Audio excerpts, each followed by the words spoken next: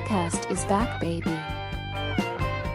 This BruCast episode is brought to you by the BruCast Store. Explore a store filled with awesome goodies from hoodies to t-shirts to mugs. We've got you covered. Stay in style with BruCast. Embrace the shock, set the trend. Visit now bru-cast.com/store. Link below. Alright, hi everyone, welcome back to another BruCast episode. If it's your first time watching the show, make sure to like and subscribe. If you're listening on Spotify or Apple Podcasts, please rank the show 5 stars. This will ensure that the podcast is recommended to even more people and allow me to keep doing what I love. BruCast also on Instagram, X, and TikTok, where I upload shorts with the highlights of the show. So follow now, BruCast on Instagram, X, and TikTok. Links on the description below. Our guest today is Peter Paul Parker. Peter Paul Parker is a sound healer and meditation coach, helping people achieve inner peace and balance through music and mindfulness. All right, how are you doing, Peter? Yeah, I'm very good today. How are you, Bru? I'm great. Thank you so much for being here. You know what I just realized? Your name is an amazing name. You're so lucky. I'm a huge Spider-Man fan, so it's an honor. Oh, yeah. So I put the Paul in the middle so that we don't get confused. When I'm doing my superhero stuff, I drop the Paul. Yeah. Man, that's so interesting. I probably heard that joke 1,000 times, so I'm sorry. That's okay. I love it. My parents had a beautiful sense of humor when they gave me that name. Yeah. All right, so Peter, sound healer, meditation coach. Where does interest come from, and how did you combine both of them? I was originally a professional rock musician for about 10 years and always was into music and the vibration of music.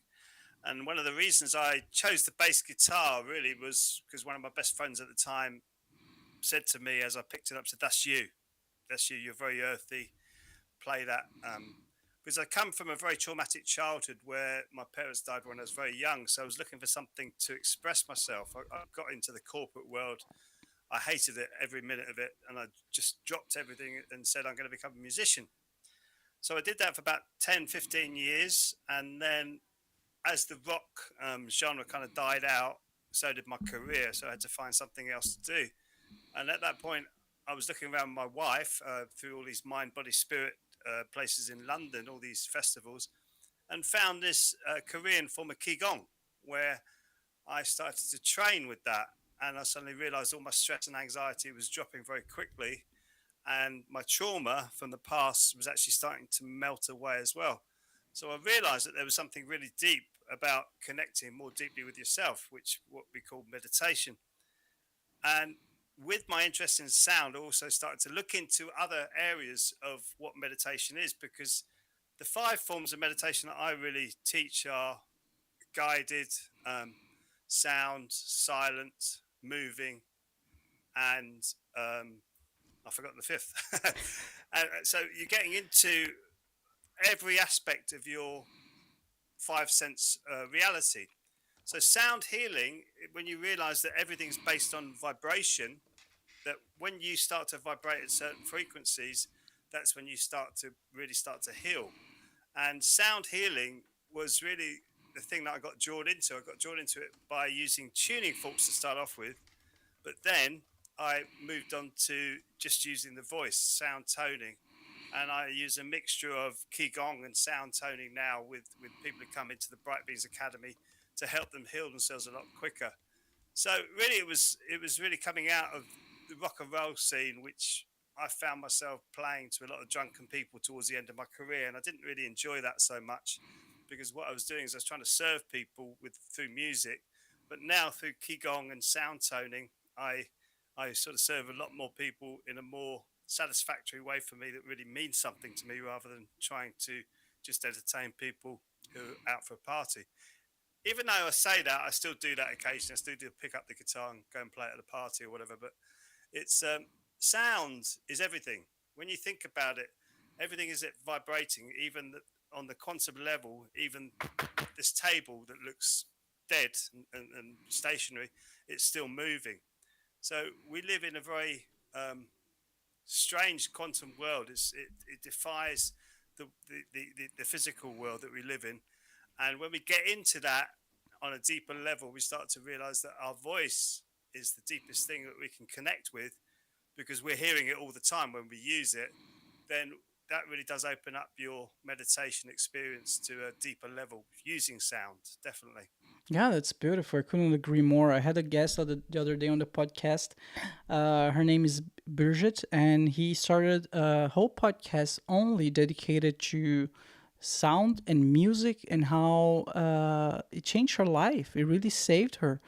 How she receives some types of messages sometime from songs. She just listen to something and get some information of it, and I kind of conclude as well throughout our conversation that there's this aspect of song, but there's also the vibration, right? All the brain waves, the different frequencies that all the songs they have, like something changes in your brain. Something depending on the song that you're listening to, like something changes in your brain. The frequency, I don't know the term, how to explain it, but it's powerful. It's definitely Yes. powerful. Yeah. Yeah. If Go you ahead. think about, oh, sorry. Go ahead. Go ahead. If you think about our palms, for instance, right, we all accept that our fingerprints are 100% unique. And also our palms are 100% unique. Now, I'll ask a rhetorical question. Where do you think that came from? Even though we all accept it, it's all 100% unique, whereas everything else isn't really. There's similarities in many different things, but the hands are completely unique.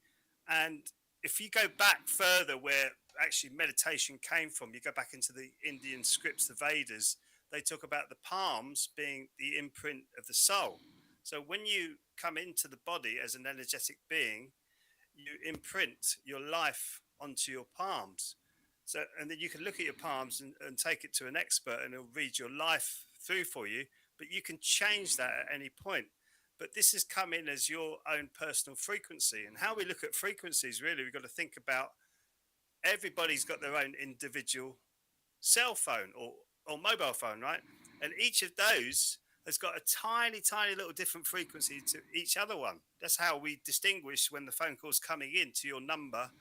It's like a frequency. It's a number coming in. It's a different frequency, different number, different digit, because everything vibrates. Even the numbers that you have as your phone, it all vibrates. So we are all running on different. We're like a symphony orchestra of frequencies and vibrations inside of our body. Each one has its own way of dealing with things. For instance, if you look at the brain waves of our, as we're growing up, we're in low theta brain waves with our brains. And that frequency is like a sponge. It develops and forms your subconscious. So your subconscious mind has been developed from the years 0 to 7 because we're stuck in that frequency. Our brains aren't going into the thinking mind at that point. So we're actually starting to build up our response to this or reactions to this material world. And what meditation does, when you can get past the thinking brain, come past the thinking brain, come down into that subconscious brain, you can start to reprogram your subconscious response to the world. But even better than that, when you use sound, to me, it's a lot more powerful. And I'll tell you, I'll share how I got into sound healing in the biggest way. Is I bought these tuning forks for the chakra system. If you understand what the chakra system is the energy body that we have inside of us. That the same as our eyes are there to see, and our ears are there to hear, and our mouth is there to communicate. We touch, taste, smell, and all these other things with our material body. We have an energy body that does the same thing. It looks after different types of energy. So with the chakra system, you've got 7 main chakras going up your spine. And I actually got into tuning the chakras, trying to almost debunk it because I'm thinking, I don't believe this is really true. I don't believe this is true. I was very skeptical coming into it. And I started using these tuning forks on people, sound healing people with tuning forks. And what I found with each chakra is when one chakra was overbalanced, overactive, I should say, the tuning fork used to go as you go over it, or if it was under, No it would way. go.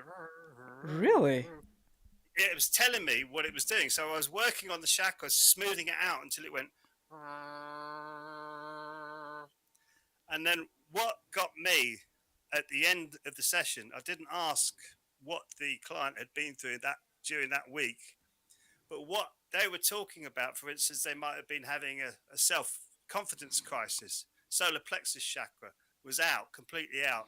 And I'd speak to them about, oh, what's been going on with you this week? So, well, I've just lost all confidence. I'm not feeling right. Or in their second chakra, they'll be having problems with relationships, one to one relationships, or even their connection to their community with their root chakra. And it was telling me through these tuning forks what the people were suffering with that week, and it just blew my mind. I just thought, oh my goodness me, this is just incredible.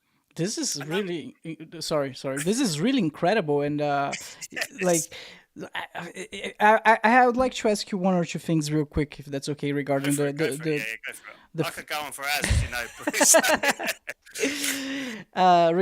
regarding the forks and the chakras. So you said there's seven chakras. Is that correct?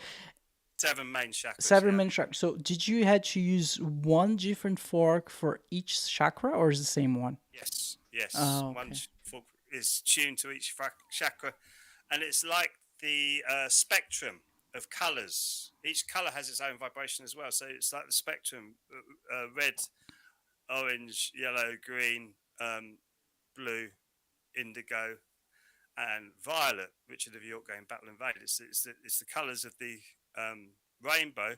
And actually, it was Sir Isaac Newton, the man who said he found gravity, was the man who invented the colour indigo, because he was in one of the secret societies, so that you could have that indigo colour, because that's what was showing up when people were meditating on the sixth or the third eye chakra. So this information has been in not only the British establishment but all over the world for thousands of years, buried, because it's very empowering when you realize, when you connect more with your energy body, your material body becomes alive. But when all these senses are dulled down in your energy body, your physical experience isn't so great. It's not so, you're not so sensitive to it. You're just going along, doing your job, going for a beer at the weekends, meeting a girl or a boy or whatever. You're just going along like that, rather than walking into like a forest and going, oh my goodness me, oh my good, I'm part of this enormous ecosystem that's going on around me. And you start to sense and feel everything, even the birds up behind you. You can sense where they are, and you become deeper into it by using sound. Sound really helped me to become a lot more sensitive as a human being. Not sensitive as in the shrinking violet type sensitive, but sensitive as in you can feel and sense a lot more as you start to get deeper and deeper into it. But yeah, each individual chakra has its own powerful points. So if you think about, for instance, the elements, fire has an element, but it has different elements to it. Fire can be a simmering, or it can be like the white flame, or it can be almost invisible flame. Has different textures to it. Same as water. When water boils, it starts to steam and then it becomes vapor. We have this different energy inside of us as well. That really, if we look at it in that way, we start to understand what we really are. We're just receivers and transmitters of information. That's what we are. And that's why when we receive good frequencies, good sound into our body, it tends to heal what's come out of balance or out of kilter. And let's face it, Brew, most people are feeling a little bit out of balance in the world today because it's a bit topsy turvy. And there's a very good reason for that. And there's a spiritual reason for that as well. But sound helps you to become more connected with your energy body, definitely. I see. Gosh, this is interesting, and that's extremely interesting. Like, isn't there a whole therapy called sound therapy? Yes, yes. What that means? Sound therapy is exactly what I'm talking about. You're starting to find parts of the body that are out of tune or out of frequency, out Okay, of kilter. And what you're doing, you're using sound to bring your body back into balance. And it works. You try sound toning, and anybody who's gone through like a seven chakra vocal toning that I've ever led, you see them at the end of it, go, oh, there you are, there you are as a human being, there you are, and you see them, they're all relaxed, they're chilled, they smile easily, They're laughing a lot more. There's no stress on them. It's because they cleanse this energy body. And so sound therapy is getting deeper and deeper and deeper into yourself, but you have to do it repetitively.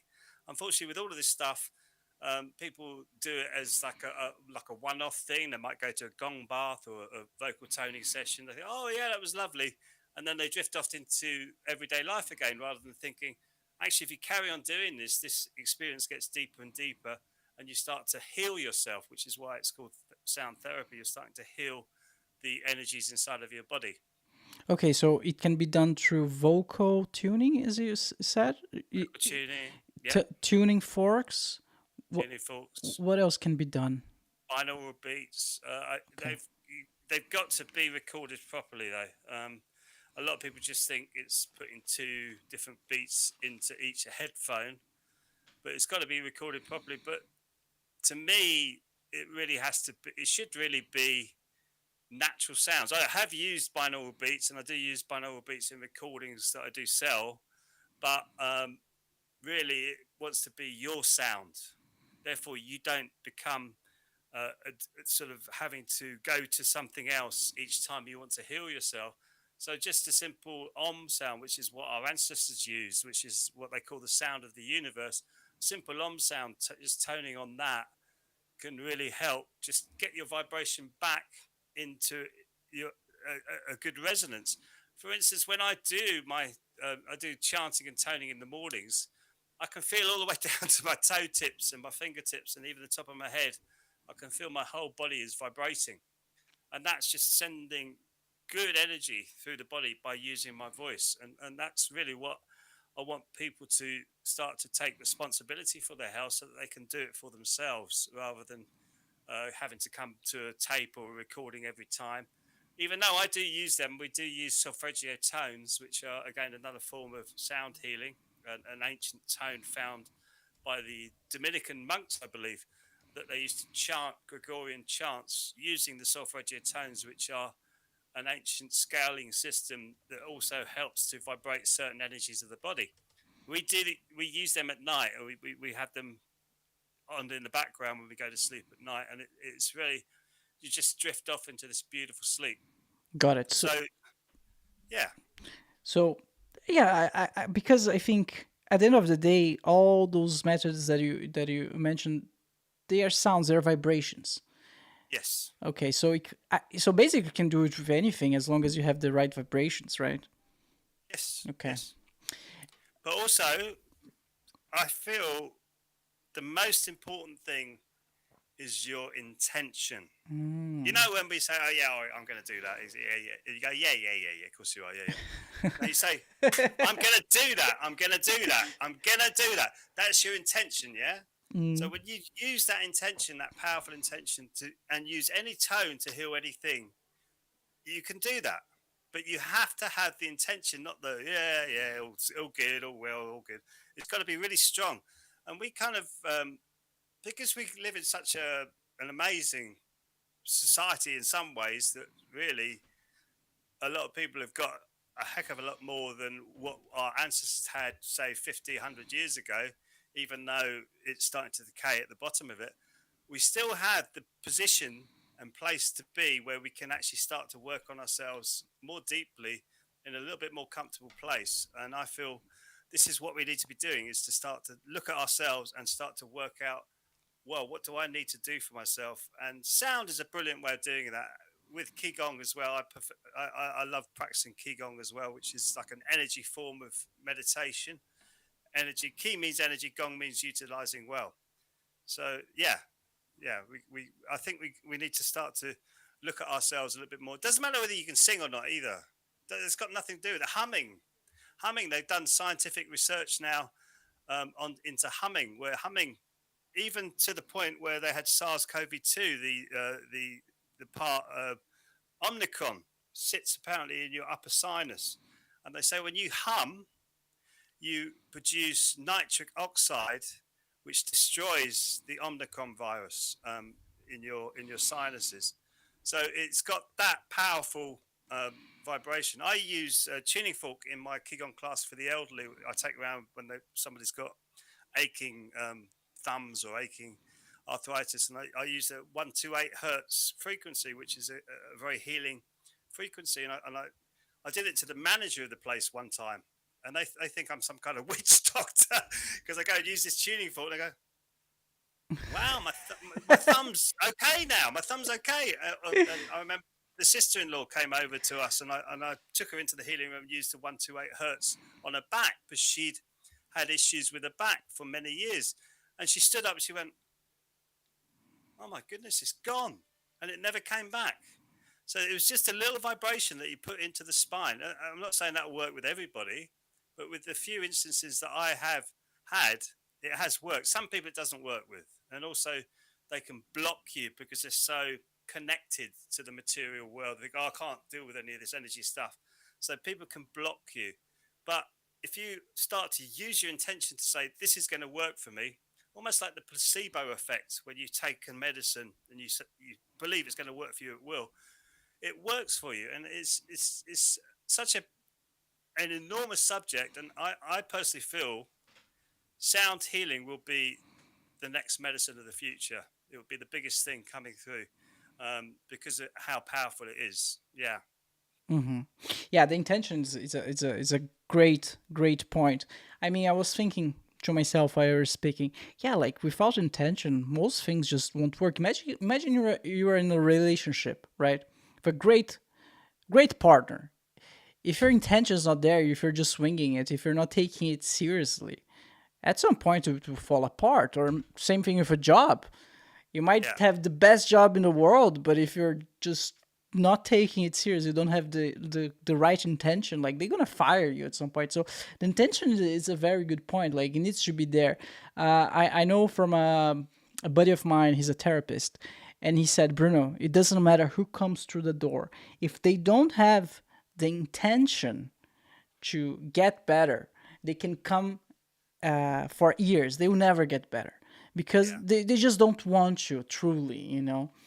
So that was a good point. If you don't mind me asking, I have a question about chakras. So you just mentioned that you helped someone with their hands, with their thumb, to get better through sound therapy. So sound healing and sound therapy is not necessarily only about aligning your chakras, but to to Whole body. It's the whole body. it's the whole body. So Yeah, what would say are the limits of sound healing?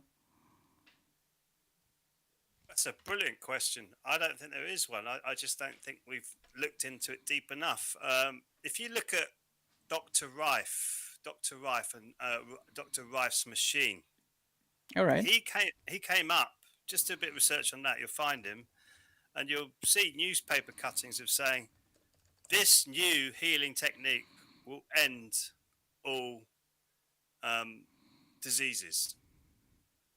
All right. And so, So I found the Wikipedia yeah, page. well, right. I'm gonna. Wikipedia is probably not the most accurate of any, but yeah, that's he came up with the vibration machine, and it he was curing many different diseases, and then all of a sudden that he disappeared.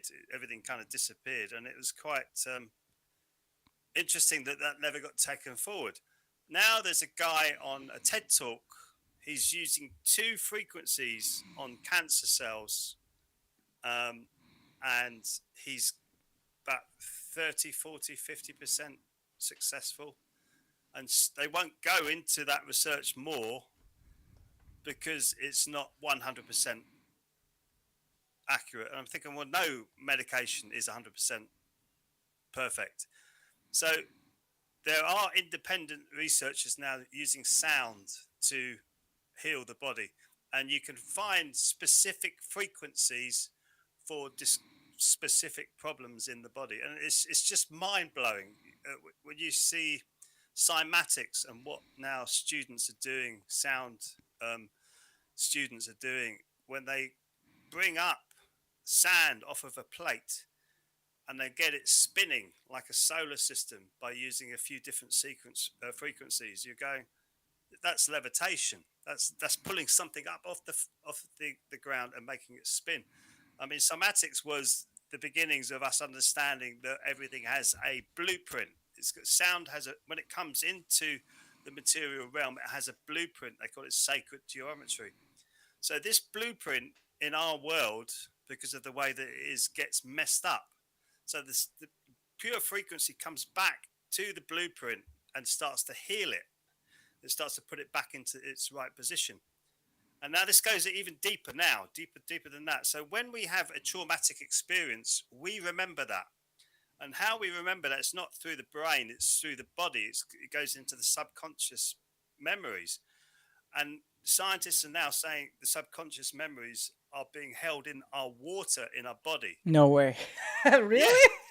yes. So water has memory. Water has memory. If you look it up, the Heart Math Institute, water has memory.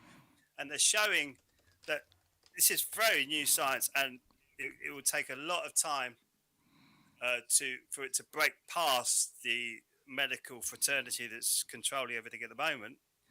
But in your body, you've got this. I know because I've been through this. I've done this myself. You've got traumatic instances in your body. When you're using sound and vibration, we use tapping with Qigong as well as sound. Getting the stress out of the body. You'll start to bring up all of these subconscious memories into your thinking brain, and you'll start to realize where things are stuck. So you'll start to clear your receiver and transmitter of information, which is what the whole body is. And you'll start to feel, oh my goodness me, I'm starting to feel clearer, lighter, brighter, less heavy, less dense. So anybody who's been through a traumatic past can actually heal that. But water is incredible. If you, for instance, use your hands, Dr. Masaru Emoto, he used his intention on water, and they froze water.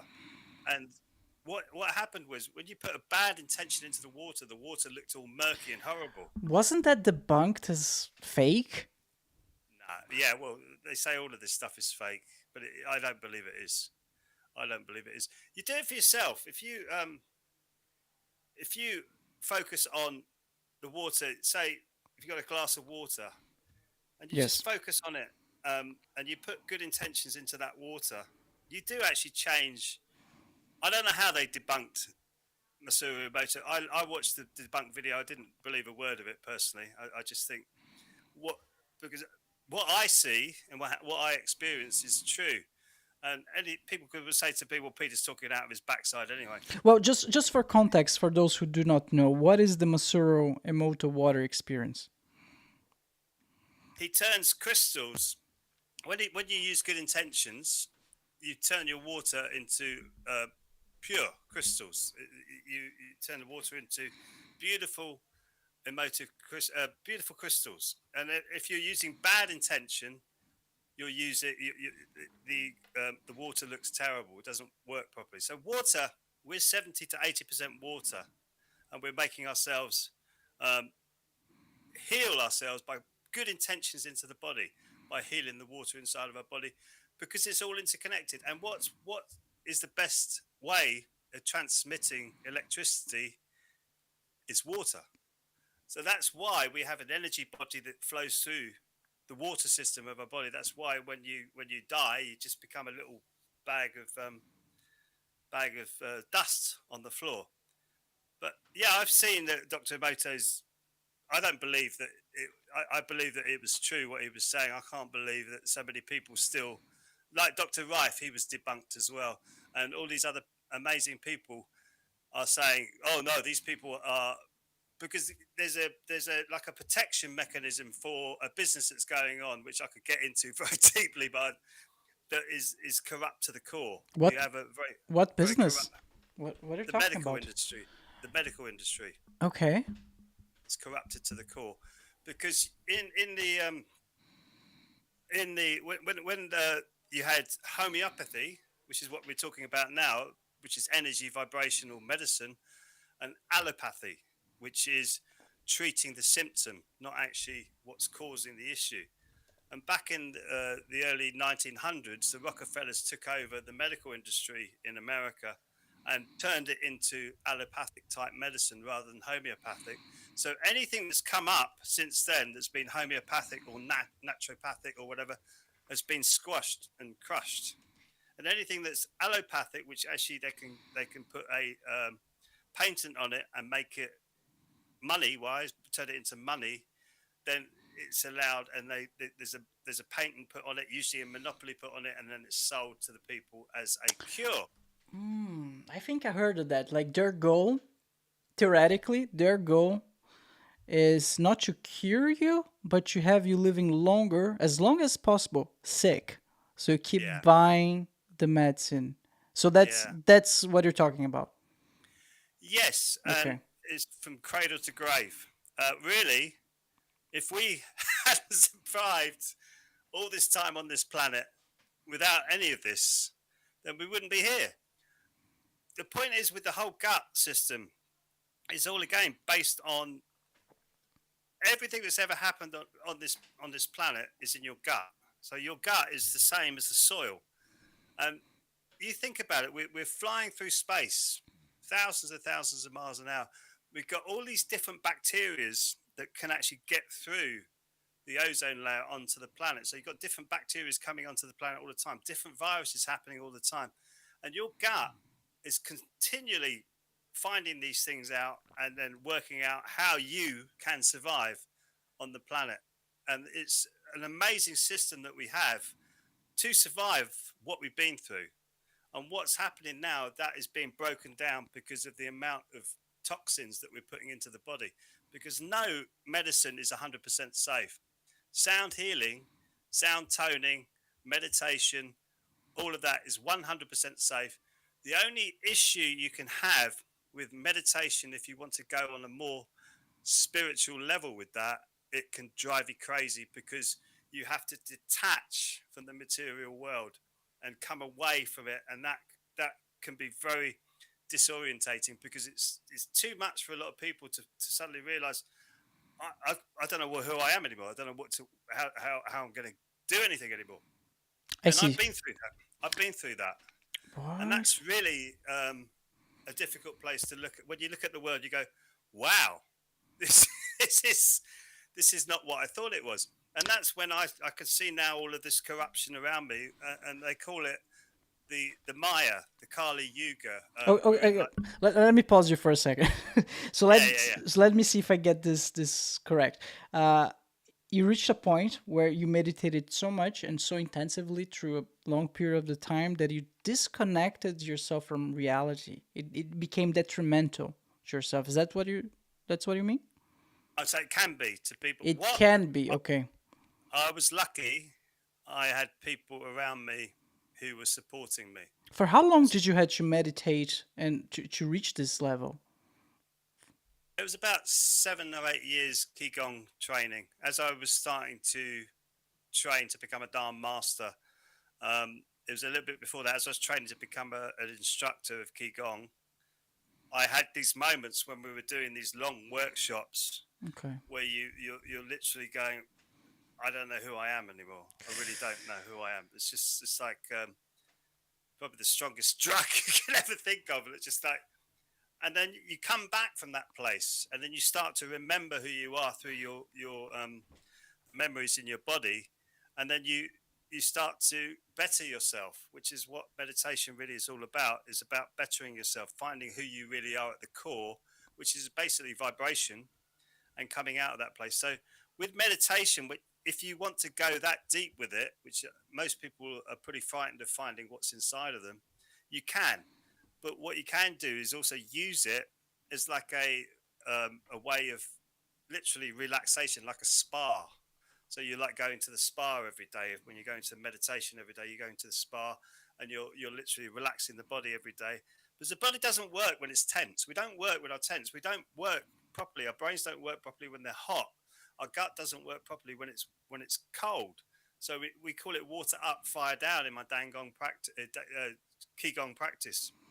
So you want a cool brain, and studies show that the brain works best when it's cool, and the gut works best when it's warm. So we call it water up, fire down.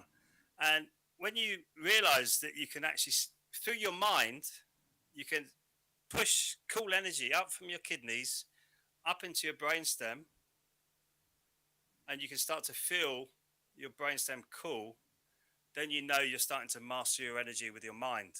Firstly, you really need to start to master your body. But when you get deeper into that, you become a master of the mind. And the mind is such a brilliant thing as a tool to get you to places where you want to. But it's such a debilitating master if it takes control, i.e., with all the negative stuff. Oh, I can't do that. Who am I? I'm useless. Oh, I'll never be able to achieve that. I'll never do that. I'll never do this. And that's down to the conditioning we've been through in in our in our lives. I'm not saying it's anybody's fault, but we are conditioned through our cultural conditioning, our parents, our schooling, the way everything works. It's all conditioning. You can step back from that conditioning and go, I don't want to do anything like that anymore. Which is what I did when I had the guts to get out of my corporate job, which is earning lots and lots of money, just to become a musician. It's just looking at it and going, I don't want to do that anymore. I want to do this. And it's having the intention, the power, and the insight to say, I can do this. So, but meditation, that's what self-realization is all about. If you look at the Tibetan monks and these other people who sit up in the monasteries all their life, that's what they're aiming to do, to what they would say to have the perfect death, because death is like a transition of your energy body into the astral world, and they have the perfect death, i.e., they're fully conscious when the body stops working and the consciousness carries on. They're fully conscious, and that was the beginnings of. But that's why they have all these meditation programs, and they call it the 8 paths of yoga. You've got 8 paths that you go through to get deeper into meditation. But it's a fascinating journey, and it's really difficult for most people to grasp. We think, well, I don't know if I want to do that. Great, if you don't want to do it, don't do it. It's quite easy. But if you do want to do it, there are paths open to you on how deep you want to dip your toe into the water. That makes sense. Yes, it does. So, for a beginner, for our listeners right now, someone who never did meditation, doesn't know anything about it, how would you recommend to get start on it? For how many hours should they practice per day? Like what should they do? I've got a very simple free meditation course on my Bright Beans Academy. Oh, okay. Really simple. You shake your hands for like 20 seconds, hard as you can. Really shake them as hard as you can until they start to really vibrate. Really shake them hard for like 1, 2, 3, 4. Yeah, shake them, shake them, shake them. I Woo. won't go through it, but you place your hands on your lap, Okay. Right now, okay. palms facing up. Can you feel the tingling now? Yeah, I can. Yeah, straighten your back, get yourself nice and comfortable. Now, just breathe in through your nose. Can you feel the cool air going in through your nose? Mm-hmm. And then can you feel the warm air coming out through your nose? Mm-hmm. So focus your brain, 100% intention on your tingling on your palms, the cool air coming in through your nose, and the warm air coming out through your nose. Just 100% focus on that. Focus on that. Just keep focusing on that. Just for a few breaths. But if you can do that for 3, 5, 10 minutes every day, you'll start to feel the change inside of you. Because what you're doing is you're relaxing the brain. You're starting to put yourself into a different frequency. You're bringing your brain waves down to low alpha, high theta. And then once you get good at just sitting there and your intention and focus starts to build, then you can start to use your pineal gland to picture where you want to be with your life. So you'll be sitting there and you've got that off to a T. You can do it really simple. You can sit down there very quickly and start to relax the body. You come down into that position where you're focusing on your palms and you're breathing in and out. Really easy way. And then your meditation practice can go wherever you want to take it, i.e., you can picture or vision your life, but you need to be relaxed and you need to make sure there's no tension in your body.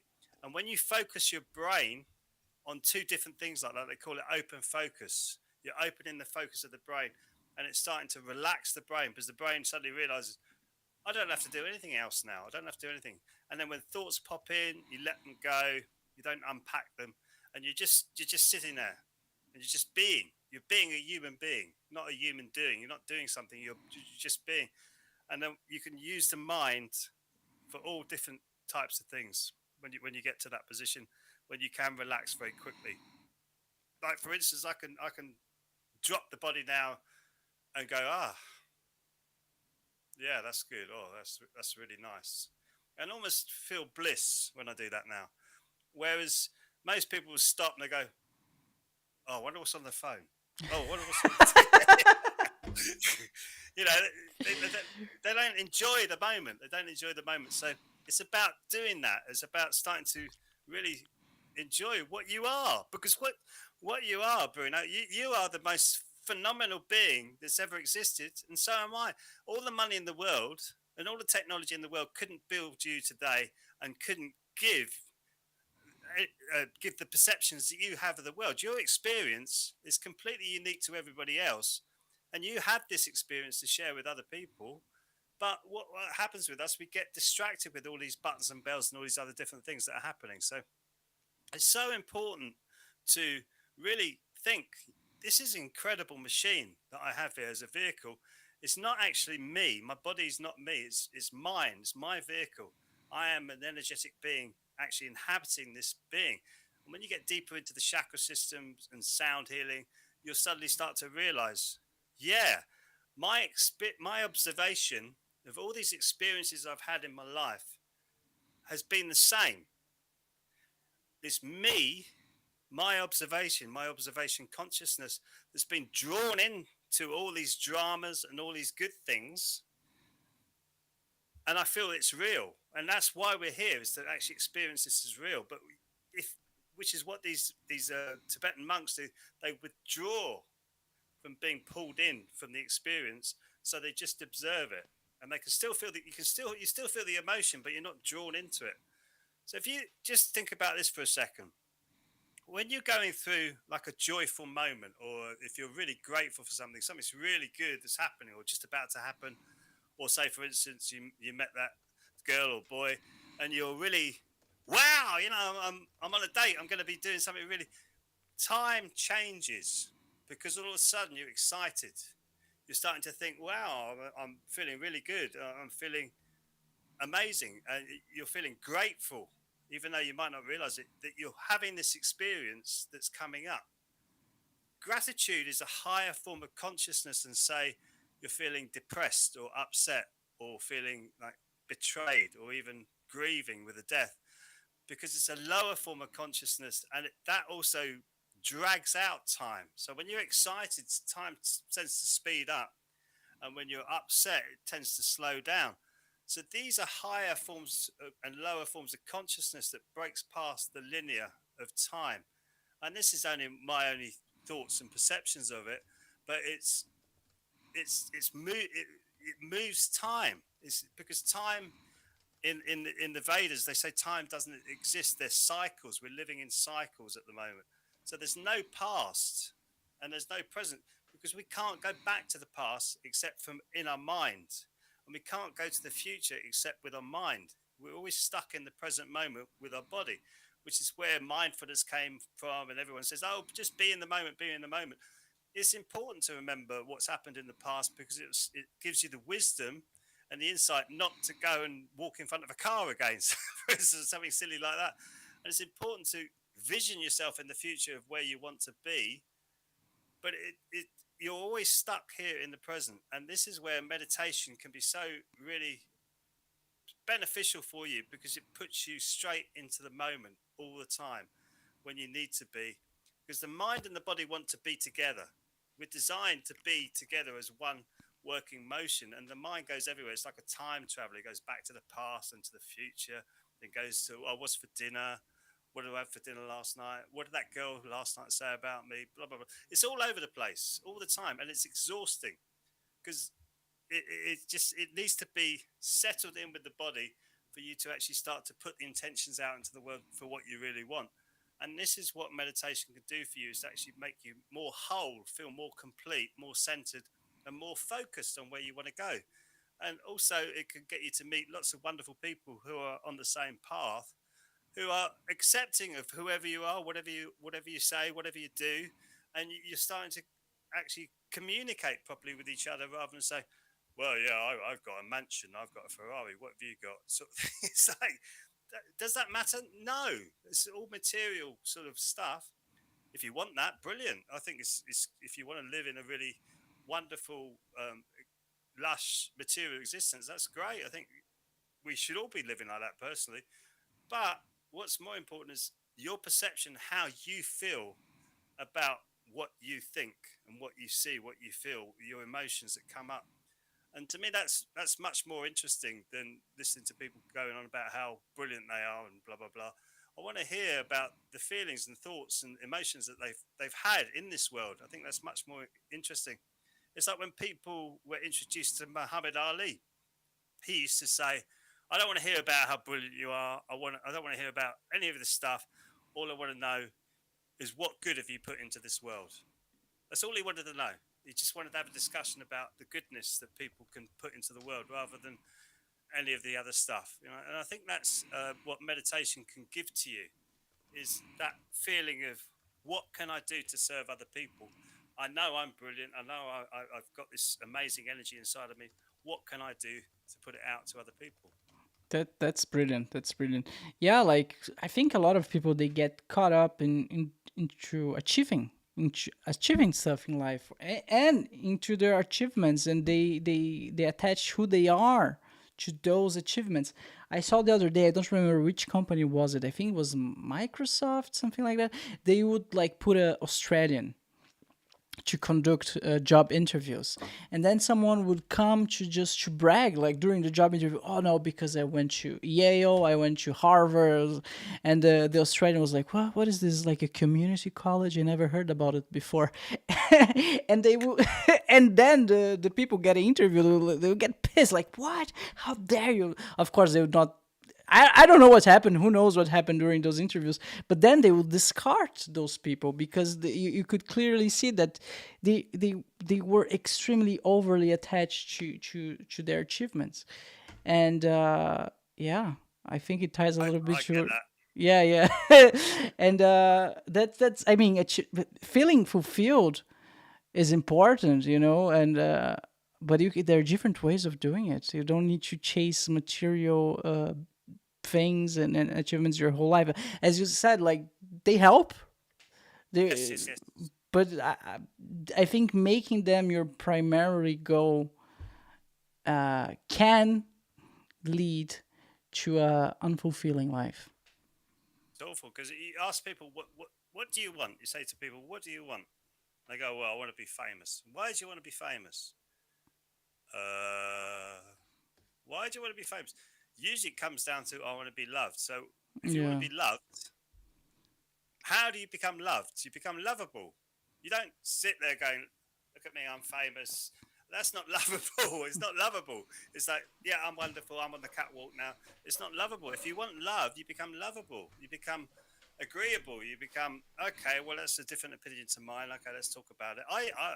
Wasn't like that at all. Um, I used to be very argumentative, but now I'm just kind of leaving it and thinking, okay, it doesn't matter if we don't see eye to eye. That's okay. Um, but it's if you want to be loved, you want to be lovable. Or you say, I want money. Well, what do you want money for? Well, so I could be flash, big myself up. Why do you want to big yourself up? Because there's a problem from your past or something like that that's making you feel like you're not worthy or not enough or not good enough. So you need money to back that up. It's you got to think about what do you want, and then you really got to find that deep inside of you. Meditation will take you to that place eventually, but it takes time. Coaching, you need a bit quicker, or you need a mentor or something like that to help you bump that process along because it's difficult to do it for ourselves.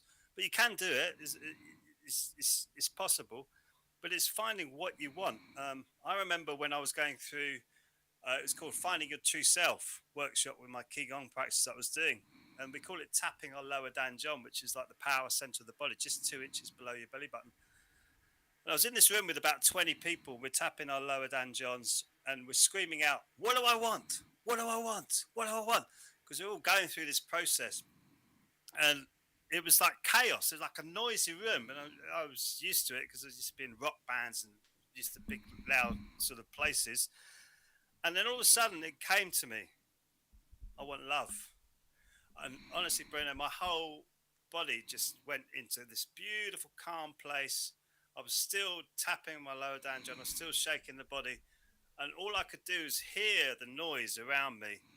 And what it wasn't doing, once I'd found that, it wasn't permeating into my energy field. And I suddenly realized, wow, I've been going out all the time to try and find what's missing or what I perceived was missing inside. Actually, it was inside me all the time. All I needed was find it, and then I would purvey that into the world as an energy. And now, every week, like today, I was doing a Qigong class this morning, 30 odd people in the room, all of them afterwards going, "Thank you so much, Peter. That was so beautiful. Thank you so much. Wonderful. Really loved the class, blah, blah, blah." I'm getting it every week. I'm getting love. It's love all the time coming back to me. Whereas a musician, I wasn't getting that so much. People go, "Oh, you're brilliant." I said, "Well, why am I brilliant?" Why? Because I've learned a few bass riffs and I can stand there and look really confident on stage. Why am I brilliant? And it's a different thing. I was sort of like going up the wrong path for a little while, but it helped me to see. And there's nothing wrong with doing that because it helps you to see. I want to go this way, and there's nothing wrong with changing as well, and making your perceptions move into the direction that you want to go to. There's nothing wrong with that. People go, "Oh, you flip flop to this to that." No, you've got to find your right path, but you've got to find it within inside yourself. You can't say, "I want to do that because I want to do that because somebody else is doing it." Do you really want to do that? Because when I got to the point of right at the top of my um, professional position, I was in magazines, guitarist magazines, Sterling bass player. I was getting reports on papers and stuff. I was being recognised in supermarkets for being on live TV shows playing bass, and I thought this doesn't mean anything to me. It didn't mean. People go, "Wow, you're so successful, it's so brilliant," but I thought it doesn't mean anything because it just didn't mean anything. But when I was now I do this where people are actually genuinely appreciative with what I teach them, what I do for them. You go, "Wow, this is amazing. I love this life. This is much better." Even though people think you want the fame and the glitz and the glamour and everything like that, you've got to find if you want that and you get it and you love it. Some people do, brilliant, but most people see that as something to go for, and it isn't really because you speak to most people the same as you and I, who are famous. It's just that they've been successful in something that has really catapulted them into a household name. That's all it is. But the same as you and I have the same thoughts, feelings, problems, issues, and things like that. So it's really focusing on what you want. What do you want to do with your life? Not chasing somebody else's dream, but using your own script. Write your own script as a human being to play the starring role in your movie. Even if your starring role is a bit part in somebody else's movie, you're still the starring role in your movie. It doesn't matter. You've got to focus on what you actually really want. And meditation, you just sit there every day, start to ask the question, what do I want? What do I want? What do I want? And it slowly comes to you. Hmm. Yeah. Yeah. The fact that being famous is it can't let me phrase it. The fact that becoming famous is not necessarily fulfilling. Like I think that explain why a lot of not all of them, but a lot of famous artists end up drug addicts, right? Because they're trying to feel something through the drugs because their main job, like everyone think they're gods, they're amazing, they're those household names, right? They're like world famous, but at the end of the day they're still just people, like you mentioned, you and me. They don't feel like gods. They're still like they still need love, they still go to the toilet, they still like normal people. And Yes. I I guess it's that's why a lot of them end up using drugs. I would assume so. I don't know. Alcohol. Yeah. In my day, it was alcohol. You wouldn't. I'll give you an instance. There's a big TV program in the UK called Morning Britain. I think it's Good Morning Britain or something. And our recording for that was about 5:30 in the morning. We had to turn up in the foyer 5:30 in the morning. So we went to pick the guitarist up. It already we picked the guitarist up about 4:30 in the morning. He'd already drunk half a bottle of wine before we picked him up. And we got into the foyer, and then they had a beer dispenser there in the foyer of, I think it was ITV, one of the big channels in our country in the UK. And they said, well, can you wait there? We're running a bit late. Could you wait there for about an hour? So we waited there for an hour, and we emptied the beer dispenser before we even Oh got up. gosh. It was 7 o'clock in the morning, 7:30 in the morning. And then the singer said, oh, I'll go out and get some supplies. He brought back some more beer and wine and stuff like that. And by the time we got on to doing the live recording about 10:30, 11 in the morning, we were all pretty drunk. But it was normal for us. It was absolutely normal. And now looking back at it, I'm going, oh my goodness, what was I doing? What was I doing? But you're right. It was filling the void. It was making you feel like, yeah, this is normal. Um, it's a very strange world being a musician, because I still write music today. I still write songs. I write meditation type songs. I also chant ancient Vedic scripts and things like that. And I still love music. I still use it, and I still record it. But it's not my profession anymore. And it's if you're artistic, I find it quite sad, because it's difficult to be artistic without turning it into a commodity.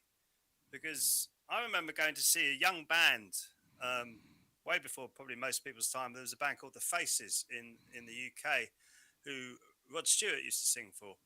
And there was a young band who was supporting us in this little club in the middle of Shepherd's Bush. And they were playing, and the first 5 or 6 songs was brilliant, like The Faces, just like The Faces, brilliant. And then the middle set was like 5 or 6 songs which were horrible commercial trash.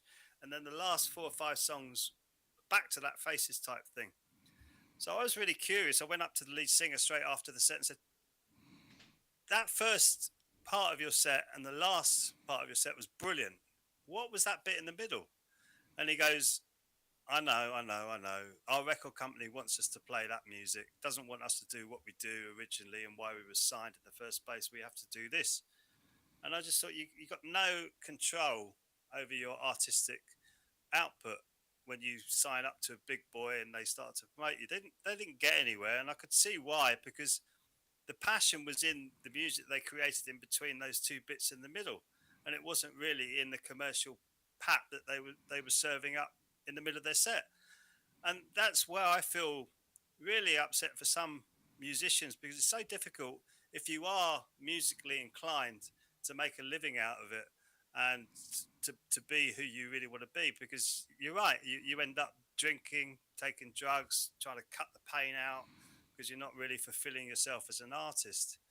And it is difficult to be an artist. It is difficult. I see that, but it's not to be famous. Never think of it to be famous. Think of it as, this is what I do.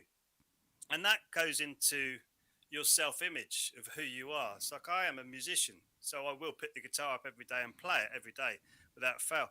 But I'm also a Qigong instructor, a meditation coach, a self-image coach. So I will sit and work on my Qigong, my meditation, and self-image every day, and thinking, well, who am I, and how do I want to purvey myself into the world? And this is how we have to be as human beings, and saying, if you're going to say you are something, be it, rather than saying, oh, I want to be famous. No. Why do you want to be famous? Well, I want to be famous because I want to be a musician. But just keep telling yourself, oh, I'm a musician. I'm a musician. I'm going to play the best music in the world. If you fall a little bit short of that, no problem. But you'll be able to get yourself into a place where you want to be. It's like the law of attraction, the law of vibration, the law of the universe. It will get you to vibrate in that position. But if you just want to come from point zero to being somebody, that takes work, and especially in the material realm. If you want to break through this material realm and get your vibration up there, it takes a lot of work. For me to be a musician, I was practicing my bass guitar about 8 hours a day, and I was good. I was really good at shooting up and down the scales, and I was good. Someone could take me into the studio, show me a chord sheet. I'd run through it once, and I'd record it perfectly second time around. I was that good at doing it because time was money, and you just had to be really good at it.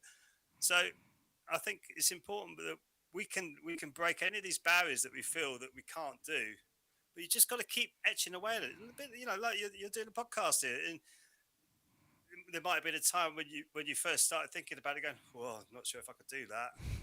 And then when you do it a couple of times, you're there and you're in the vibe. You go, "Yeah, I love this. This is great. I'm talking to really interesting people." And that's how you it's the wise saying is the journey of 1,000 miles starts with the first step.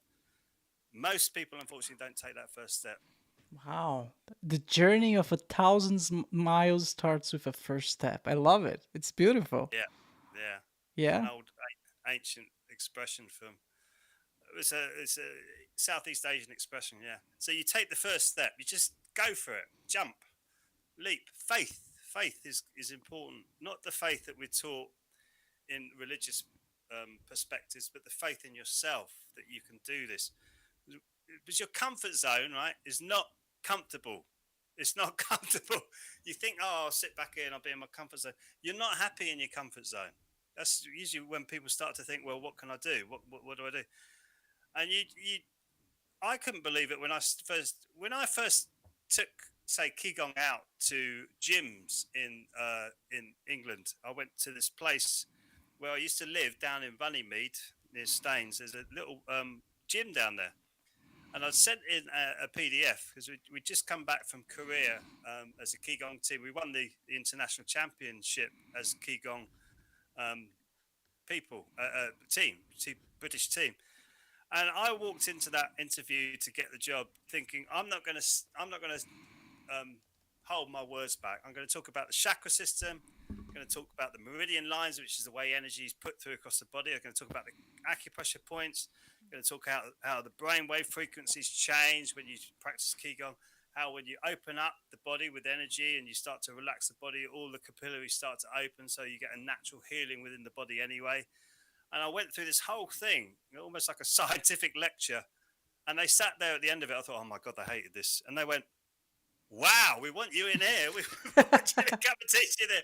And that was the beginnings of it. And I started teaching to about 6 people for about 5, 6 weeks. I'm thinking, oh, this isn't going anywhere. And then they started to come in 10, 12, 15, up to 30 a week again, every week, filling the room out. And they were coming up to me and go, how did you get this into a council gym, i.e., like a council run gym? How did you get this into this gym? They were saying this is amazing stuff. So it kind of built from there of me getting into the mind, body, spirit genre of getting people to experience it for themselves. So do your sound toning for yourself, do your meditation for yourself, experience it for yourself, because having the knowledge is okay, right? It's good. We've got so much knowledge in our brains, all of us, right? Got so much knowledge in our brains.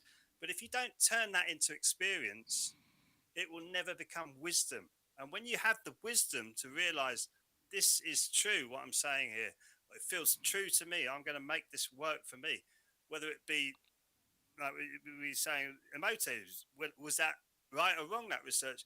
If it's true to me and I believe that I'm changing the water in my system through the power of thought, I'm doing it. And I can feel that goosebumps come up even with me saying that, because I believe, I have faith in it. And it becomes a wisdom to me that I can do that with my mind. I can feel lighter already, just thinking like that. I feel tingling down to my fingertips. And it's getting you to, well, getting all of us to realize we are the creators of our own destiny. We are creators here on planet Earth. And we don't realize how much we can create until we get into that energy system of the body and meditation and realize actually we could have created a horrible vibe today, right? But we created a great vibe. So we have created this. So what else can you go out and create? And you've got to really think about that when you go to a supermarket and you see somebody who's on the checkout. Just think for 1 minute what a horrible day that must be for them. So why can't you just go and create a moment by saying something maybe stupid about yourself or stupid about something to make them smile, to go, oh, actually, this job isn't so bad, is it? And you've just given them those 5 minutes, 2 minutes, whatever it is, to make their life a little bit better around them. And when you start to do that, you realize you've got this energy inside of yourself that keeps going and going and going. When you're trying to take and take and take, that takes energy and energy and energy, and you get exhausted. But when you're giving and giving and giving and serving and serving and serving, that never stops. That energy can flow forever, and that's what this universe is all about. It's a beautiful way of actual energy flowing into us, and sound, I think, is one of the closest ways of tapping into that. Qigong, your mind, meditation, you can do it with all of that. I think it's incredible. Beautiful. Peter, I tried to ask before, but we got such an engaging conversation that I couldn't fill the question in. I felt that I feel that we should have asked that at the beginning, but I'm gonna ask you now. What is Qigong? Qigong. Qigong. What is it? Qigong. Qigong is an ancient energy system to heal the body. When the Buddhists came down from India to Southeast Asia, they brought down Vedic martial arts and into China, where the Shaolin monks picked up the Vedic martial arts and they slowed it down to become Qigong, which is like an energy healing system. So Tai Chi came out of that as well, which is like a martial arts system. Qigong comes before Tai Chi in that respect, whereas any movement that is Tai Chi can be called Qigong, but any Qigong movement is not Tai Chi. So Qigong is, Qi means energy, and Gong is a bit like the word meditation. It's like very broad. It means utilizing or mastering your energy. So it's using your energy in the best way that you possibly can.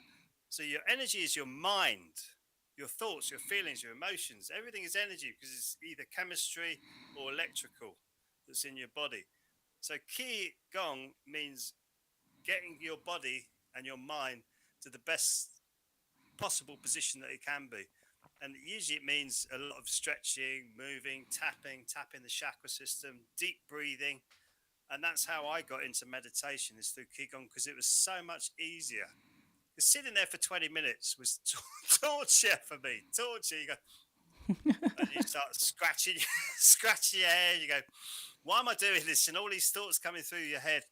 When I got into Qigong and the moving flows, and I started to focus my mind on my body and my breath, which is not as easy as it sounds for like a 3 minute move or for an hour's class. You suddenly realize your anxiety and your stress drop very quickly. And then if you go through a particularly hard workout with a Qigong class and you lie down in an empty position, oh my goodness me, you go into a very deep meditation very quickly without all the sitting there and twitching and, oh, this is uncomfortable, this feels bad. You naturally get there and you naturally think, this is beautiful. I want to be here more often. And that makes me now, I can sit down, go out in the garden, just sit there in the garden now for half an hour, not do anything, not move, and just be with nature around me. And it's beautiful. I never used to be able to do that. And I think Qigong helped me to get into a deeper state of meditation. And it's so simple to do. But it's difficult to focus your mind on it, because the first thing that comes up is going, well, why am I moving like this? Why am I doing this? Why am I opening my wrists? Why am I opening my neck? And then the way I teach is go, listen to your neck, right? Listen to all that as you're moving your head around. That's all the stress releasing out of your neck. And what is that doing? That's allowing the energy to flow through your body properly. So you've got energy, the brain's receiver and transmitter of information, so's the body. So it's all coming up and down like this. So you're clearing the pathways to let all the energy work properly in your body. And it's just, all of it has made so much sense to me and made my life completely different to what it was as an alcoholic swilling rock musician to like a smoothie drinking, almost, you could call me almost like a health fanatic, even though I'm not 100% healthy. I still drink occasionally. I still go out and eat bad food occasionally and things like that. But mainly, I realize that it's changed my energy and perception of everything. And I just want to look after this vessel because it's only here a very short time to the best of my ability. And that's what Qigong has helped me do. And it's all about energy. Got your 7 chakras, you've got your 3 danjons. Your 3 danjons, say your lower danjon would be for your power, your passion, and your creativity. That's where your gut instincts come from. So you have neurons in your gut. You have about the same amount of neurons as a small cat or a dog. You've got neurons in your heart as well, which is your middle danjon, which is your love, your empathy, your compassion, where your gratitude comes from. You're saying neurons? Like, Neurons, like brain neurons, okay. like neurons. And you got brain, obviously neurons in your brain. Do you have Neurons. scientific proof of that? Is Yeah. it? Yeah. Okay. So if your enteric nervous system, your gut goes down, you can't be revived. As long as your gut keeps alive, you can stay alive. If your brain goes down, they can keep you alive on a ventilator. And sometimes they can't bring the brain back. But if you look at Ewan Alexandra's book, Let Proof of Heaven. Let me stop you Ewan, for a second. I just want to read that real quick. So there's the gut brain connection, and so in the brain there's 100 billion neurons, and yeah, interestingly, your gut contains 500 million neurons, which are yes. connected to your brain through the nerves in your nervous system. Wow. I didn't know that. I knew they were connected, but I knew like there was some synergy going on, and you had like the bacteria in your gut, and this Yeah, would yeah. influence your brain. I knew that, but you also have neurons in your gut. This is new for me. Wow, that's really interesting. It's connected through your vagus nerve. Yeah. And it's about 90 to 95% of the information goes up to the brain, and the brain sends down the information through your peristalsis, your digestion. So your gut, which is where our expression gut instinct come from, how much is that your perception of your reality? Because we think it's all the brain, and it's not. It's not all the brain. The brain is the receiver and transmitter of information. Your gut is the same. Your heart is the same. So when you connect these 3 danjons together, so the upper danjon is like vision, intuition, and wisdom, higher spiritual concepts. You connect these all 3 together, you become a beautiful human being.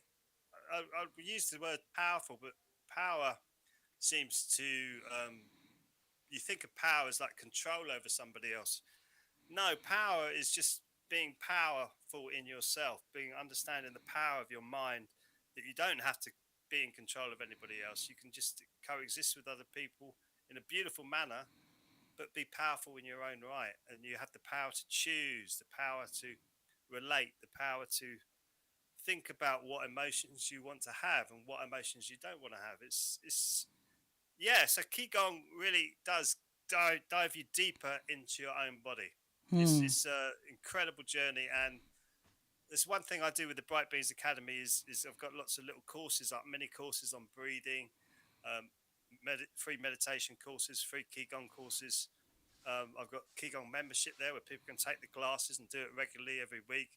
I I help people with all sorts of issues like stress and trauma and anxiety and self doubt and self expression, self sabotage, all sorts of things I do to help. Because Qigong will help you with that. Because when your body becomes more connected with itself and stronger, you feel okay. Well, that doesn't really matter. Doesn't really matter. That's not important to my own energy field. Because we allow people to come in and just go grab a bit of energy here, grab another bit of energy here, Yeah. and then you think, oh, that was a bad day. What happened there? That doesn't happen to me anymore. I can. It's important. Important. Yeah. So where's the sound healing part on the your qigong practice? Do you have a radio playing nature sounds? How do you implement the sound healing? I've got a root chakra um, piece of music playing along in the background all the way Okay. through it. So it's got the Tibetan bowl. I've got energy chime, fascinating little things, and tuning fork, and a binaural beat vibration that all goes along in the background as I'm teaching the class. At the same time, all of those? Yeah, Okay. so it's like I did it many years ago. I just thought, well, I'm not going to miss anything.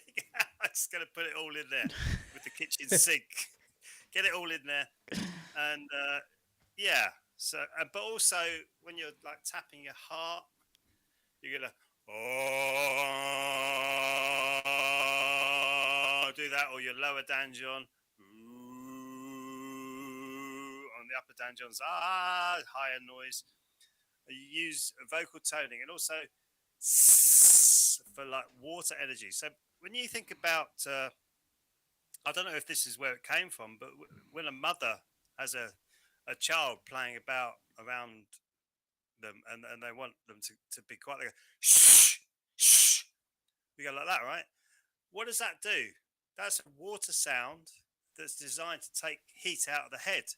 Shh. So you're taking heat out of your head because what's happening around you is making your head hot. And as I said earlier, your brain wants to be cool. So shh. So we use natural sounds as well. Ha, ha. So when you're tapping the lung meridian, I get people, ha. You cough like a cough. It's a sound. It's to clear the lungs. I teach at a multicultural centre, and some of them really cough quite a lot because their natural home is not England, it's India, and so they suffer from coughs a lot. So I get them working on their lung meridians a lot, and when we sat and did the silent meditation part in the Qigong class that I taught there, a lot of them were coughing. So I thought I'm going to do something about this. So we worked on the lung meridian. We did a lot of coughing out, and after about 3 or 4 months, no coughing, all gone. Unbelievable. Really? Uh, so it's about using your voice, like I was saying about using your voice. Like, oh, any noise is fine, but it's your intention. So I want to clear my heart. Take a deep breath in.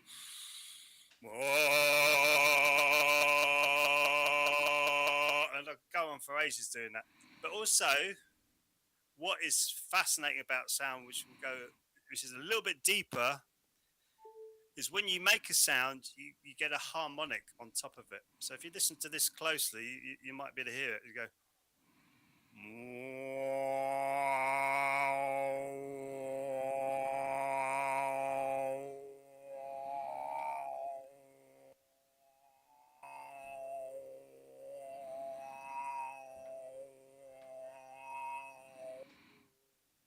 Did you hear that high pitch on the top of it? Yeah. So there was a low tone that was going all the way through, and there's like a high pitch going wow, wow. Yeah, yeah, yeah. So that was 2 notes. That's called a harmonic, and those harmonics are very healing for the system. I'm not that brilliant at harmonics, but there are people on the internet where you can find their harmonics, and they heal certain frequencies of your body when you use those harmonics. Everything's healing because everything is a harmonic. If you think of the root note our ancestors called Om. Om. Everybody's heard the Om meditation. It's actually spelled AUM, and it actually signifies the 3 danjons, which are the second, fourth, and sixth chakras. AUM. It's called Brahma, Vishnu, and Shiva. But these are all harmonics. So you've got the root note, and all the harmonics are going over the top of it, which is what makes our body up, which is what we were talking about at the beginning of this conversation. Is you've got all these different harmonics that are spinning around, and a lot of them are harmonics, and they're healing for the body because it's a natural sound. And it just goes deeper and deeper and deeper as you get into it. That we are just a symphony of an orchestra of sound inside of our bodies. So the deeper you get into your sound healing, even if it's just, as I say, for like a spa type treatment every day for 10, 15 minutes, do it and you'll feel much better for it. Your life becomes a lot less stressful. you still have the same stress in the life unless you move away from it, but you learn to have a what my friend calls a bigger stress bucket. You can deal with a lot more stress than you used to be able to do because you can get your body back into that 0 point state where you're going, I am here, I'm in the moment, everything's fine, I'm good. You know, I was almost going to go into a Yoda type accent. All good, I am. You know, that type of thing. So you're also like you're getting back into that state of being at 0 point, which is 0 point is the place where our energy starts. That's the concept of that, i.e., before you come out of the Higgs boson particles of our quantum level into the energetic field, you start to come out. And that's we want to try and connect with that 0 point, who we really are, the actual true self right inside of ourselves, which takes. That's why we got time. That's why we should have time in our lives is actually research and look into that. It's important. So Mm. I was listening to Joe Rogan the other day. I don't remember the exact guest that he had on the show, but they were talking about meditation, and the guest mentioned that the reason why it's so difficult for people to get into meditation to begin with is because they have their email box full. Like what he meant by that. He said like your head, your brain is your email box, and you have thousands of unread emails. That's like the his metaphor, right? And whenever you sit down, like your brain just start reading all of them that you never stopped to read them before. But now when you sit down and start reading your emails, quote unquote, like there's gonna be a lot of them. You might try to meditate for 10, 20, half an hour, 40 minutes, and your brain should be like all over the place trying to read all of those emails. And he said his suggestion was, well, that's gonna happen. If you never meditated before, that's what will happen. But if you the first time, of course, but then if you do it again, like the next day, your inbox count will be a little bit lower, and then the third time a little bit lower. There's gonna reach a point throughout the week or maybe in a month from now that you're gonna have gone through all of those emails. Your inbox will be at zero again, and then you can start meditating for real, quote unquote. Like then you're gonna start relaxing because now you read all your emails. I was like, wow, okay, that's kind of makes sense because I tried to meditate several times. Like I was like in on and off for many years. And at the beginning was always hard. I was always trying to meditate just 10 minutes per day, and then 10 minutes another day, and then 10 minutes another day, and that was not working. And I think that's because I was always receiving more and more emails. So I did something different. I tried. Right now I'm meditating every day and it's working. I realized that for me, in order to work, I need to meditate at least 20 minutes per day. And if I do it in the morning and in the evening, that's optimal. Then I catch up with all my emails. And then if I keep up with the routine, I start to get all the mindfulness and the relaxation. And so, yeah, for me, this email analogy, metaphor, I don't know, like it worked, made a lot of sense.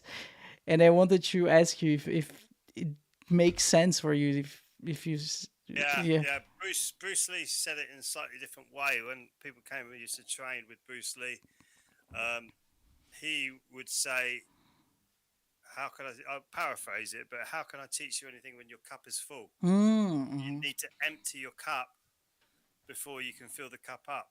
So we have a, like I said earlier, we've got a brain full of knowledge which we turn into intellect. What we haven't done is turn that into intelligence. Remember, I was saying that earlier on, and therefore it gets stuck in the intellect, which is what the emails are. You're still reading them over and over again. You're still not getting it. But when you turn it into wisdom by experience, which is what you're doing, you're literally turning your experience into wisdom because you're doing it, you're getting experience from it, and now you're starting to empty the emails or empty the cup, however way you want to put it, and therefore you start to become that experience, and you become the wisdom. Your wisdom starts to increase because you realize when I do this, this happens. I become more mindful, become more peaceful, become more connected with myself. So you're wise now. Your wisdom, your natural wisdom is starting to flow through you. So yeah, you got to empty the cup. You can't just sit there thinking I can ram some more stuff in the top of this cup, because it won't happen. You need to empty the cup, and then you start to say, okay, here we go. I'm going to fill the cup up now with what I would call, we call it Chan energy, heavenly energy. Some people have got problems with the word heaven, but that's okay. Just heaven, higher energy coming in through your seventh chakra that you fill your cup up with, and then you see things completely differently. I see things now completely differently to how I used to. It's a completely different world for me now. It's unbelievably different, and it's beautiful because of that. Because I actually start to experience how this world really is, rather than how my intellect and my full email box used to see it. It's a lot different because you can't take in any more information. So you're stuck. It's like Joe Dispenza talks about that. You must have heard of Joe Dispenza. He talks about the chemical.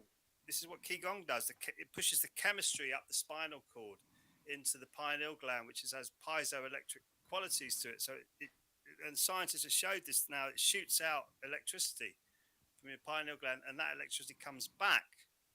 So that electricity will come back with information, and it'll come back and it'll be all foggy because you can't take in any more information because your email, your inbox is full, your cup is full of water. So when we empty that, that will come back, and you'll start to realize I've been doing this all my life, and I've been getting to here. This has been a stopgap for me. This has been blocking me because I've been doing this. I'm going to change doing this now. I'm going to do this. Oh my goodness me, look at that door open. Then you suddenly realize you've been blocking yourself because of your full cup or your inbox being full. And you start to realize I can navigate around like this now. And yeah, it takes time. Look how many inventions it takes to create anything these days. And you listen to real true inventors talking, they go, well, yeah, I failed 1,000 times before I got it right. Same with you. But you've got to first notice that, like you say, your inbox is full up.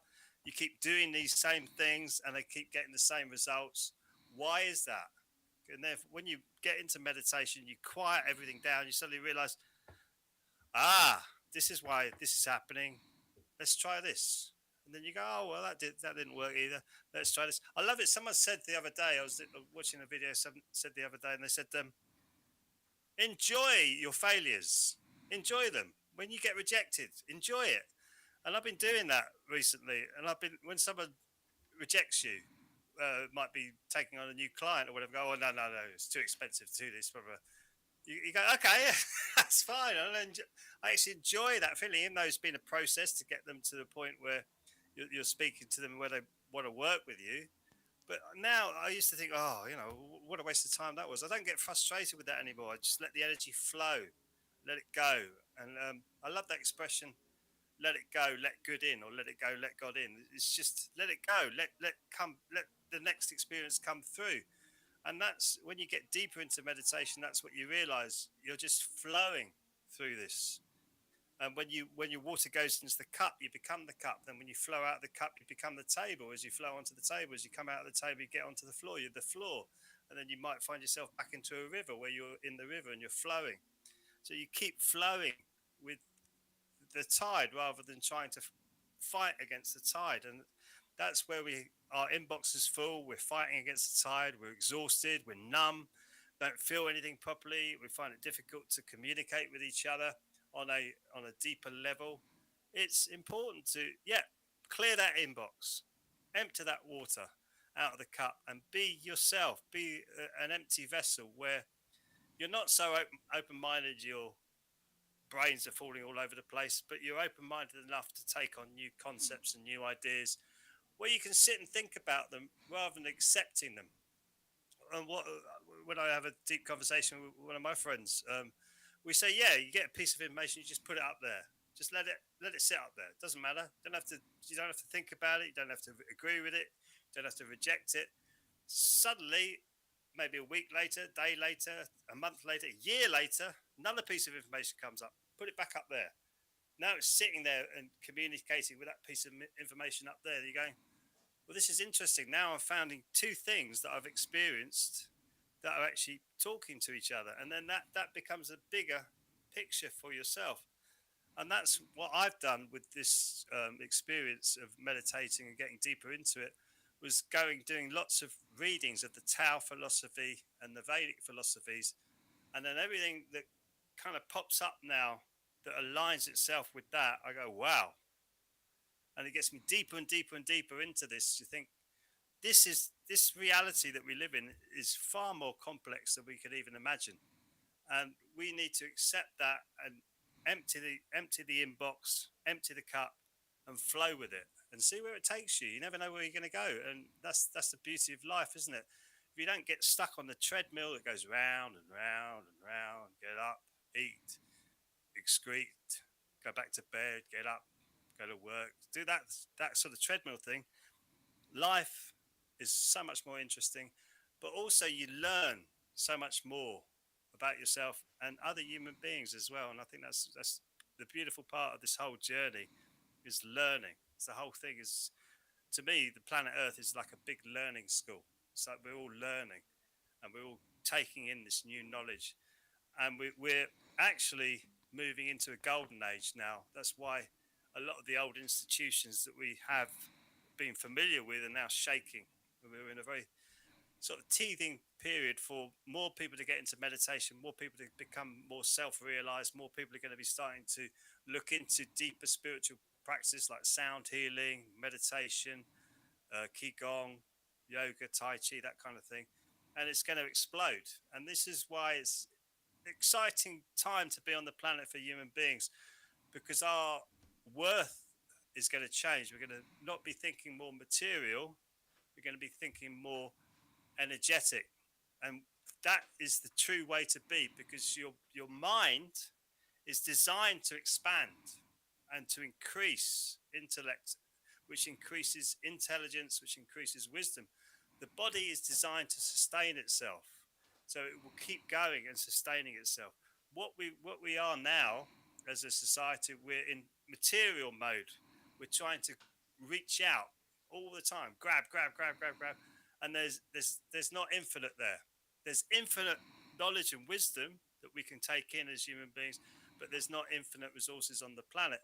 So we're moving into that now, where we're starting to realize we can all have a beautiful life, and this can be very interesting when we start to journey inside. And I feel that's about 50, 60 years around the corner. So your children, or if you're going to have them, will start to see a real beautiful age coming through to them. Amazing. It'll be amazing time. I hope so. Yeah. It will. It's all written in the cycles. When you look at if you go do some deep research into the Mayan cycle, and then the yugas and the Vedas, all of this is written down. And I read a bit in the Puranas about 5-6 months ago, where it actually says in these ancient scripts, at this time, in this time, as the Kali Yuga changes to move into the Golden Age, women will want to become men, men will want to become women, students will kill their teachers, people would disregard knowledge as stupid, they want to be ignorant. All of this is happening on the world at the moment. You're looking at it, you're going, how did they know that 10,000 years ago, whatever it was written? How did they know that? How did they know this exact cycle was coming, and how did they predict that so accurately? Mind-blowing to me. So yeah, Bruno, it's all going to be good, my friend. It's all going to be good. You keep your meditation practice up, it'll all be good for you. Beautiful. Peter, from what I can see, you're saving the world like Spider-Man, just in a different way. So thank you for your work, man. My pleasure. If you want to find me, go to peterpaulparker.co.uk, brightbeingsacademy.com, and you'll find me there. And I look forward to meeting you. All right. Thank you so much. Do you have any final remarks, anything else that you'd like to say before we say goodbye? You, I'm talking to each of you individually, are the most important being on this planet, i.e., you add to the whole of this. So, really think about that, meditate on that, be who you came here to be, and that is all you can do. And you are enough. You don't have to have any more. You are enough. You just need to find that inside of you. Beautiful. Thank you so much, Peter. It was a pleasure. Yeah, thank you, Bruno. All right, everyone. If it's your first time watching, make sure to like and subscribe. If you're listening on Spotify or Apple Podcasts, please rank the show 5 stars. This will ensure that the podcast is recommended to even more people and allow me to keep doing what I love. Check out now the BruCast store, Explorer store, filled with awesome goodies, from hoodies to t-shirts to mugs. We've got you covered. Stay in style with BruCast. Embrace the shock, set the trend. Buy now at bru-cast.com/store. I repeat, bru-cast.com/store. Link on the description below. BruCast also on Instagram, X, and TikTok, where I upload shorts with the highlights of the show. So follow now, BruCast on Instagram, X, and TikTok. Links on the description below. That's been it. Thank you so much, everyone. See you next time. Peter, again, it was a pleasure. Hey. Bye-bye. All right.